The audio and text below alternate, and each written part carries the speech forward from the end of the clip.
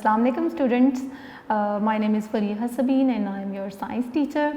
Class 6, all the students, how are you? How are you all at home? Hope you are well, healthy and staying fit at home. Students, आप लोगों को पता है कि इन हालात में हमें सबसे ज़्यादा किस चीज़ का ख्याल रखना चाहिए? अपनी हेल्थ का ख्याल रखना चाहिए। ठीक है, तो आप लोग प्रॉपर टाइम पे सोएं, प्रॉपर टाइम पे उठें, सुबह उठकर अच्छा सा नाश्ता करें और उसके बाद फिर अपनी क्लासेस आपकी 11 बजे स्टार्ट हो जाती हैं और क्लासेस को ज्वाइन करें। ये ऑनलाइन क्लासेस हम आपके लिए बना रहे हैं ताकि आप लोग चीज़ों को समझ सकें, घर में रहकर अपनी पढ़ाई के साथ इन टच रहें। ठीक है, तो सबसे पहली चीज़ का आपने क्या ख्याल रखना है? अपनी हेल्थ का ख्याल रखना है। इन हालात में सबसे ज़्यादा ज़रूरी क्या है? आपकी हेल्थ सबसे ज़्यादा ज़रूरी है। आपकी इम्यूनिटी स्ट्रांग होनी चाहिए। ठीक है, आप हेल्दी होने चाहिए ताकि आप सारे काम आसानी से कर सकें। काम क्या, सारा दिन में जब आप सोकर उठते हैं तो आपकी एनर्जी बिल्कुल ज़ीरो पे गई होती है। इससे पहले भी मैं आपसे डिस्कस कर चुकी हैं कि आपको जो एनर्जी मिलनी है, आपको वो एनर्जी किससे मिलनी है? आपको वो एनर्जी आपकी डाइट से मिलनी है। जितनी अच्छी आपकी डाइट होगी उतनी ही आप आसानी से सब कामों को सरअंजाम दे सकेंगे। तो अच्छी डाइट जो है उससे आपको एनर्जी भी मिलेगी, उससे आपकी बॉडी को प्रोटेक्शन भी मिलेगी, उससे आपकी बॉडी की इम्यूनिटी भी स्ट्रांग होगी। तो मैं उम्मीद करती हूँ कि आप अपनी डाइट का ख्याल रखेंगे, अपनी सेहत का खास ख्याल रखेंगे। और इसी बात के साथ मैं अपना लेक्चर स्टार्ट करती हूँ। ठीक है, जैसा कि मैंने पहले लेक्चर में आपको सेंसिटिविटी के बारे में बताया था कि सेंसिटिविटी क्या चीज़ है, और उसके अलावा हमने दूसरी बात क्या की थी? सेंसिटिविटी इन प्लांट्स, के पौधों के अंदर जो है सेंसिटिविटी किस तरह शो होती है, पौधों का कौन सा ऐसा हिस्सा है या कौन सा ऐसा पार्ट किस चीज़ को रिस्पॉन्स करके किस चीज़ को रिस्पॉन्ड करके क्या एक रिएक्शन या एक रिजल्ट या एक रिस्पॉन्ड देता है। ठीक है, तो उसके बाद आज का जो हमारा टॉपिक है, जैसे कि हमने पिछले टॉपिक में सेंसिटिविटी ऑफ प्लांट्स को पढ़ा था, आज हम सेंसिटिविटी ऑफ एनिमल्स को पढ़ेंगे। ठीक है, कि जैसे पौधे किसी चीज़ों को सेंस करते हैं उसी तरह जानवर भी मुख्तलिफ चीज़ों को सेंस करते हैं। ठीक है, अब हम ह्यूमन बींग्स के अंदर तो हमारी सेंसेस तो बहुत ज़्यादा स्ट्रॉन्ग है। एज अ ह्यूमन बींग आप देखें कि आपकी सुनने की हिस्स, हेयरिंग कितनी स्ट्रॉन्ग है। ठीक है, आपकी देखने की हिस्स, आपकी आइज़ जो हैं, सेंस ऑर्गन, वो कितने गुड हैं। ठीक है, तो इसी तरह हम इन सेंस ऑर्गन्स को वन बाय वन स्टडी करेंगे और उसके बाद इन सेंस ऑर्गन्स को डिटेल में इनका स्ट्रक्चर स्टडी करेंगे कि इनका स्ट्रक्चर क्या है, इनके अंदर कौन से ऐसे पार्ट्स हैं जो हमें उस काम को, उस सेंस को प्रॉपर्ली परफॉर्म करने में हेल्प करते हैं। तो सबसे पहले हम एनिमल्स के अंदर सेंसेस को देखेंगे। क्लास आप लोगों ने, सब बच्चों ने अपनी बुक्स ओपन कर ली होंगी और आपके हाथों में एक पेंसिल आ गई होगी ताकि जो भी डिफ़िकल्ट मीनिंग्स हैं वो आप साथ साथ लिख सकें। We are on page number 14 of chapter number 2। हमारा टॉपिक है sensitivity in animals. As we know that animals on the whole are more active than plants. जैसा कि आपको पता है कि पौधे के तो कुछ पार्ट सिर्फ एक रिस्पॉन्स शो करते हैं, लेकिन एनिमल्स एज अ होल उनका हर बॉडी पार्ट एक ख़ास रिस्पॉन्स शो कर रहा होता है। जैसे हम डिफरेंट सेंस ऑर्गन्स को भी स्टडी करेंगे। ठीक है, उसके अलावा अगर जो हमारा पहला चैप्टर था उसके अंदर मैंने आपको ऑर्गेनिजम्स की 2 बेसिक टाइप्स के बारे में बताया था, यूनिसेलुलर ऑर्गेनिज्म और multicellular organism. Unicellular that are made up of 1 cell and multicellular that are made up of more than 2 और मेनी सेल्स। ठीक है, तो जितने यूनिसेलुलर एनिमल्स हैं, ठीक है, वो भी एक रिस्पॉन्स शो करते हैं। वो लाइट से रिस्पॉन्स शो कर सकते हैं, वाटर से रिस्पॉन्स शो कर सकते हैं, जबकि जो मल्टी सेलुलर है, एज वी ह्यूमन बींग्स, हम तो सबसे ज़्यादा सेंसिटिव ऑर्गेनिज्म है। हम इन सारी सेंसेस को प्रॉपर्ली यूटिलाइज करते हैं और ये सेंसेस जो हैं हमें हमारी लाइफ को गुजारने में बहुत हेल्पफुल होती हैं। अगर इन सेंसेस में एक सेंस में भी थोड़ी सी कमी आ जाए तो आप लोग महसूस करते हो कि कितनी मुश्किल हालात से वो शख्स गुजर रहा होता है। अगर किसी को नज़र ना आ रहा हो या किसी की सुनने की हिस्स ख़त्म हो जाए या उसमें कोई ख़राबी आ जाए तो ये सेंसेस बहुत बहुत हेल्पफुल होती हैं हमें मुख्तलिफ़ चीज़ों को सेंस करने में। ठीक है, अब सेंस ऑर्गन इन प्लांट्स में सबसे पहले अगर आप सेंस ऑफ साइट को देखें, आइज़, हम हर चीज़ जो देखते हैं वो किसकी मदद से देखते हैं? अपनी इन 2 आँखों की मदद से देखते हैं। उसके बाद हमारी सेकंड सेंस क्या है? सेंस ऑफ स्मेल, सूंघने की हिस्स। ठीक है, तो उसका सेंस ऑर्गन क्या है? नोज़। समटाइम स्टूडेंट्स जो हैं इससे रिलेटेड MCQs आते हैं या शॉर्ट आते हैं तो वो रॉन्ग सेलेक्ट कर देते हैं। जो सेंस ऑफ साइट है इसका सेंस ऑर्गन क्या है, आईज।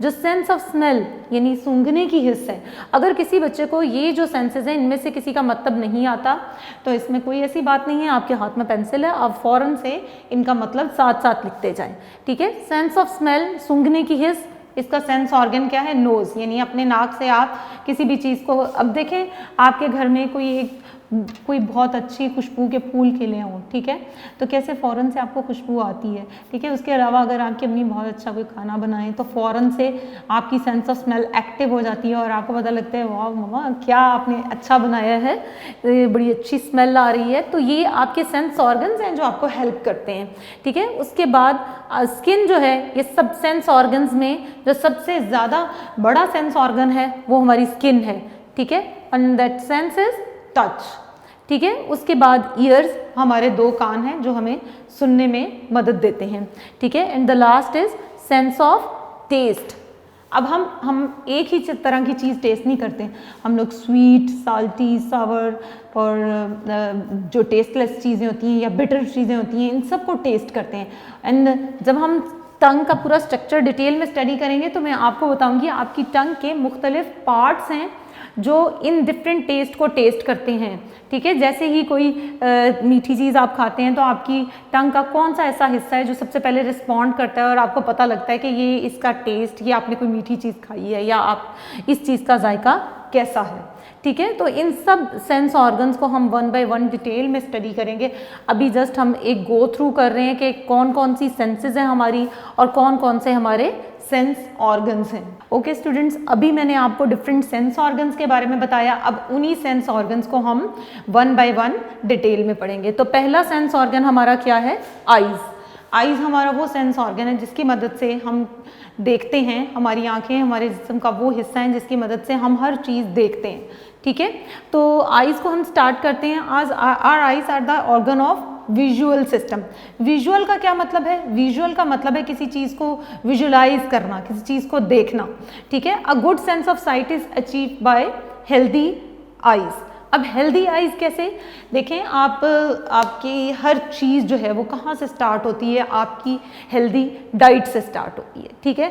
हेल्दी डाइट, अब आईज के लिए अगर डॉक्टर जो हैं वो क्या रिकमेंड करते हैं कि जो बच्चे हैं जिनकी आई साइट वीक हो जाती है उन्हें कहते हैं कि विटामिन ए लें, विटामिन ए जिन वेजिटेबल्स के अंदर है आप उनको खाएं ताकि आपकी आईज जो हैं उनकी जो आपकी आई साइट है वो बेटर हो, ठीक है, और आपकी आई साइट ड्रॉप ना करे, ठीक है। The I is like a tiny camera.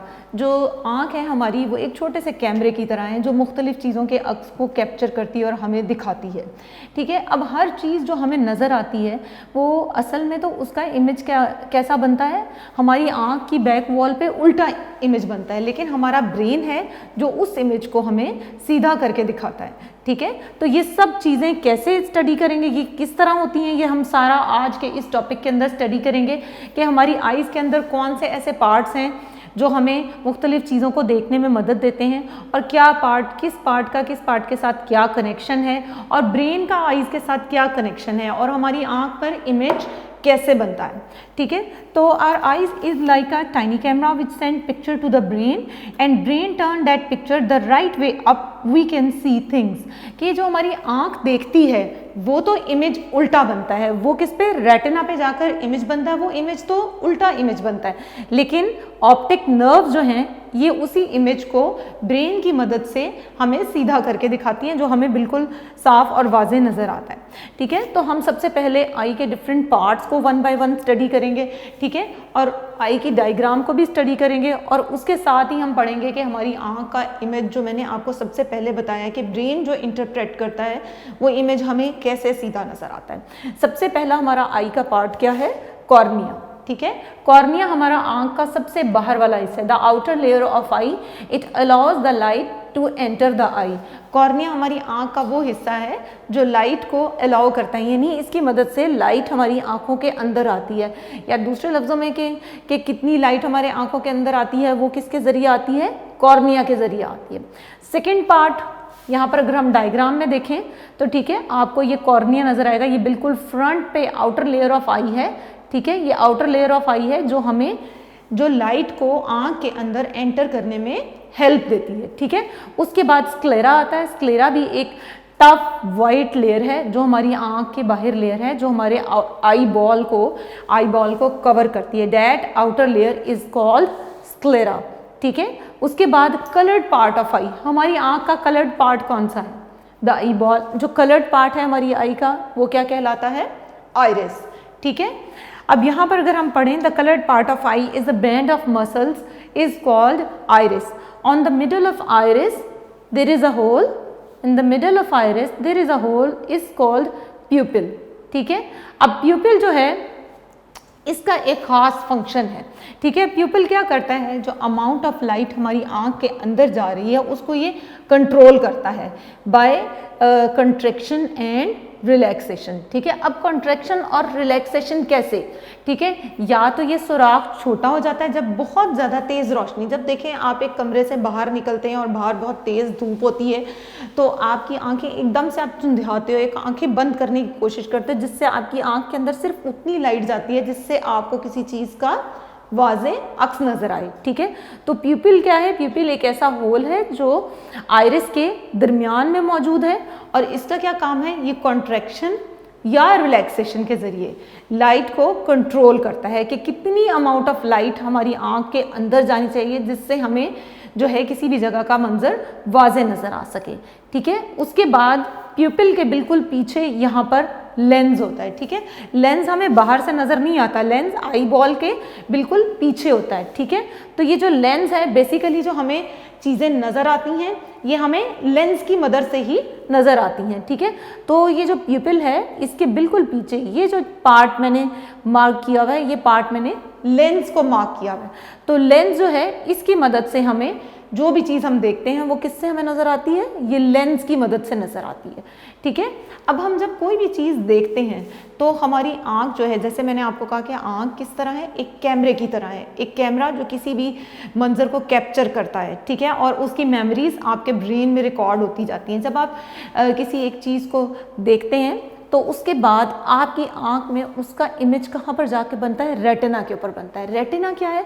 Retina ये एक बैक वॉल है आपकी आई के बैक साइड पे। जब आप कोई चीज़ यहाँ से देखते हैं इसका इमेज जाकर रेटिना पे बनता है। रेटिना पे जब इमेज बनता है यहाँ से ऑप्टिक नर्व्स उस इमेज को लेके जाती हैं और ब्रेन से कनेक्ट करती हैं और ब्रेन के ज़रिए हमें वो इमेज सीधा होकर नज़र आता है, ठीक है। इस पॉइंट को मैं दोबारा डिटेल में आपको एक्सप्लेन करती हूँ कि जब भी हम अपनी आँख के ज़रिए कोई चीज़ देखते हैं तो क्या होता है? रेटिना पे जाकर उसका इमेज बनता है। जब रेटिना पे इमेज बनता है वो इमेज हमेशा उल्टा इमेज बनता है, ठीक है। वो जैसे हम आम सीधा हमें हर चीज़ नजर आती है इस तरह सीधा इमेज नहीं बनता, वो इमेज कैसे बनता है? उल्टा इमेज बनता है, ठीक है। वही इमेज किसके ज़रिए हमें सीधा होकर नज़र आता है? ऑप्टिक नर्व्स मैसेज लेकर जाती हैं ब्रेन तक और ब्रेन के ज़रिए हमें वो इमेज सीधा नज़र आता है, ठीक है। तो ब्रेन, जैसा कि हम लोग इससे पहले पढ़ चुके हैं कि हमारा कंट्रोल सेंटर है, ठीक है। ब्रेन हमारे हर एक फंक्शन को, हर एक सिस्टम को कंट्रोल कर रहा है। तो यहाँ पर भी जो हमें सीधा इमेज नज़र आता है वो इमेज हमें किसकी मदद से नज़र आता है? ब्रेन की मदद से। वरना हमारी आँख में जो रेटिना के ऊपर इमेज बनता है वो क्या होता है? वो उल्टा इमेज होता है। और रेटिना क्या चीज़ है? रेटिना बैक वॉल है, आई की बैक वॉल है रेटिना, जिसके ऊपर जाकर किसी भी चीज़ का अक्स बनता है, ठीक है। और वो जो हम कहते हैं ना किसी की नज़र कमज़ोर हो गई है, किसी को सही नज़र नहीं आता, उसकी क्या वजह होती है?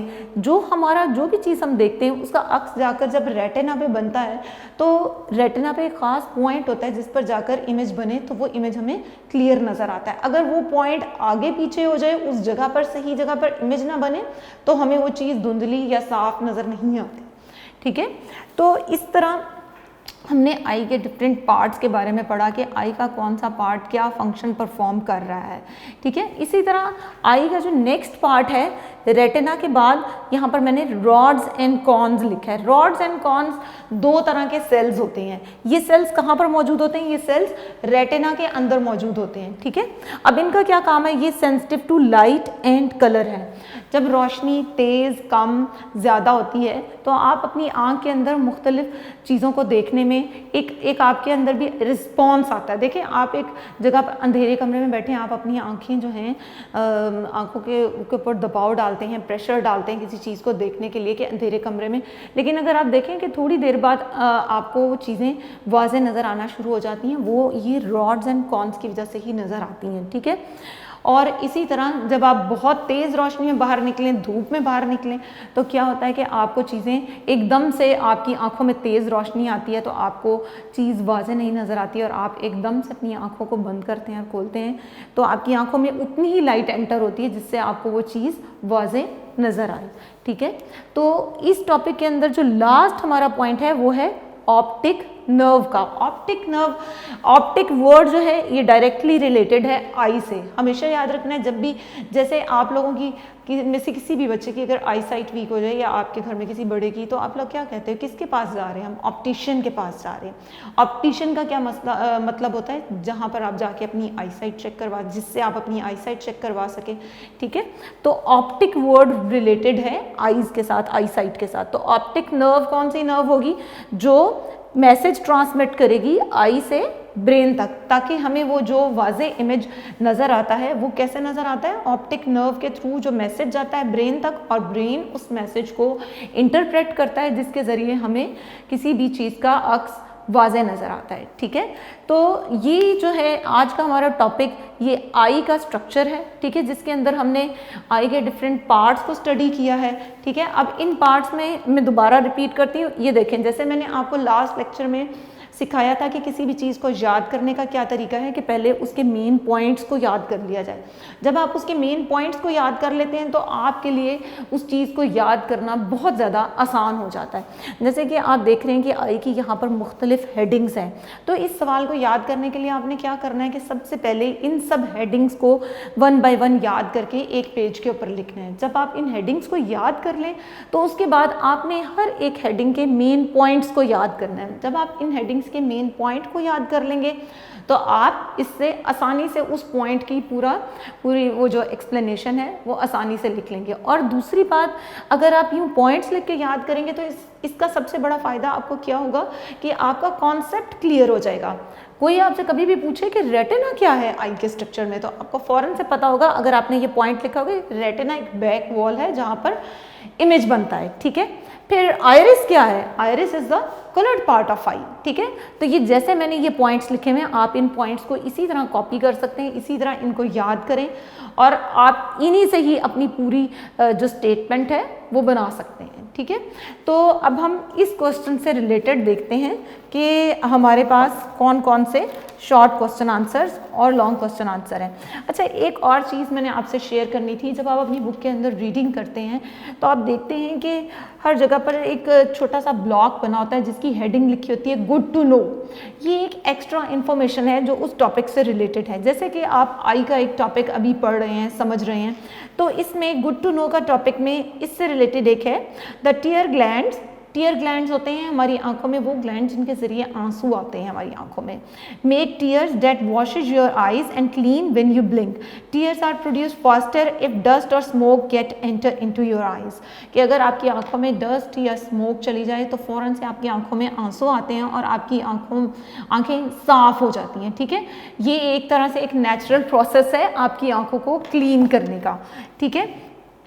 तो ये छोटे छोटे जो गुड टू नो के ब्लॉक्स हैं इनको ज़रूर पढ़ा करें अपनी बुक के अंदर। जब मैं आपको ये समझाऊं तो अपनी बुक खोल के रखा करें, डिफ़िकल्ट वर्ड के मीनिंग लिखा करें और रीडिंग ज़रूर करें। रीडिंग करने का क्या फ़ायदा होता है कि आपको पता लग जाता है कि कौन सा वर्ड डिफ़िकल्ट है। अब जैसे जितने भी यहाँ पर वर्ड्स हैं मैंने प्रोनाउंस किए हैं, आप उनको इसी तरह प्रोनाउंस करें। अगर आपको किसी की प्रोनाउंसिएशन मुश्किल लग रही है या नहीं समझ आ रही, आप डिक्शनरी कंसल्ट कर सकते हैं, आप लेक्चर को दोबारा देख सकते हैं, ठीक है। और ताकि आपके लिए उस लफ्ज़ को सही तरीके से, सही अदायगी से बोलना आसान हो। तो आपको करेक्ट प्रोनाउंसिएशन आनी चाहिए। जैसे कि ये डिफरेंट पार्ट्स हमने पढ़े हैं। सबसे पहला पार्ट क्या है, cornea, then sclera, then iris, then pupil, फिर उसके बाद लेंस है, रेटिना है, रॉड्स एंड कॉन्स है, और जो लास्ट हमारा टॉपिक है वो है ऑप्टिक नर्व। और इस क्वेश्चन के साथ एक रैंडम छोटी सी डायग्राम की प्रैक्टिस ज़रूर करें, क्योंकि यहाँ पर एक आप स्ट्रक्चर बता रहे हैं, आप हर एक पार्ट को डिस्क्राइब कर रहे हैं। तो पार्ट को डिस्क्राइब करने के साथ साथ अगर आप उसकी डायग्राम भी बनाएंगे तो आप उसको ज़्यादा अच्छे तरीके से याद कर सकेंगे। अब हम इस क्वेश्चन से रिलेटेड जितने भी हमारे पास शॉर्ट क्वेश्चन आंसर्स और MCQs हैं वो डिस्कस कर लेते हैं, ठीक है। Which one of the following has limited sensitivity? Dogs, cats, human beings and amoeba. इसमें अमीबा जो है ये यूनिसेलुलर एनिमल है, ठीक है। तो यूनिसेलुलर ऑर्गेनिज्म की डेफिनेटली सबसे कम सेंसिटिविटी होगी। ओके स्टूडेंट्स, नेक्स्ट MCQ है, animals have different sense organs to detect different environmental changes. The outer layer of eye is called cornea. The colored part of eye is a band of muscle which is called iris, जो हमने अभी पढ़ा है। Pupil is present in the middle of iris, ये भी अभी हमने पढ़ा है, ठीक है।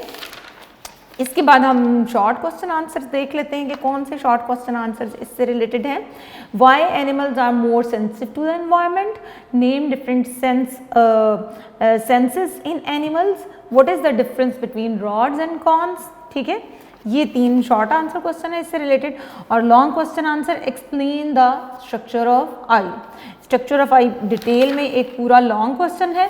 और इसी तरह अगर आप, जैसे मैंने आपको हेडिंग्स में सारा क्वेश्चन जो है डिटेल में एक एक पॉइंट एक्सप्लेन किया है, और इसी तरह अगर आप इसको याद करें, बिलीव मी आपको ये क्वेश्चन बहुत जल्दी याद हो जाएगा। हमेशा जब भी कोई क्वेश्चन याद करना है पहले उस क्वेश्चन को समझें, ठीक है। हर वर्ड के मीनिंग लिखें। अगर आपको कोई भी लफ्ज़ पढ़ते हुए मुश्किल लग रहा है, बोलते हुए मुश्किल लग रहा है, डिक्शनरी कंसल्ट करें, उसके मीनिंग को चेक करें और उसके बाद उस चीज़ को याद करें। और जब आप उस चीज़ को याद करेंगे आपको वो चीज़ हमेशा याद रहेगी, कभी वो चीज़ आपको नहीं भूलेगी जिसको आपने समझ कर पढ़ा होगा। तो जब भी याद करें इस तरह मेन पॉइंट्स बना लें, मेन पॉइंट्स बनाकर लिख लें और उसके बाद उस चीज़ को याद करें तो वो आपको बहुत अच्छी याद होगी और वो कभी भी आपको नहीं भूलेगी। हमेशा की तरह जैसे मैं आपको पहले कहती हूँ कि जो भी चीज़ याद करें उसको याद करके ज़रूर लिखें। जैसे आप कोई शॉर्ट क्वेश्चन आंसर याद कर रहे हैं, कोई लॉन्ग क्वेश्चन याद कर रहे हैं, आप साथ ही उसको लिखें। लिखने का क्या फ़ायदा होगा कि आपकी जो गलतियां हैं वो गलतियां निकल जाएंगी और आपको याद करने में कोई मसला नहीं होगा। ओके स्टूडेंट्स, मैं उम्मीद करती हूँ कि आज का लेक्चर आपको समझ आ गया होगा, आपने इसको अच्छे से समझा होगा, इसको अच्छे से याद कीजिएगा और लिख के प्रैक्टिस कीजिएगा। और इसके साथ ही आज का हमारा लेक्चर ख़त्म होता है। अपना बहुत ख्याल रखिएगा। अल्लाह हाफ़िज़ स्टूडेंट्स।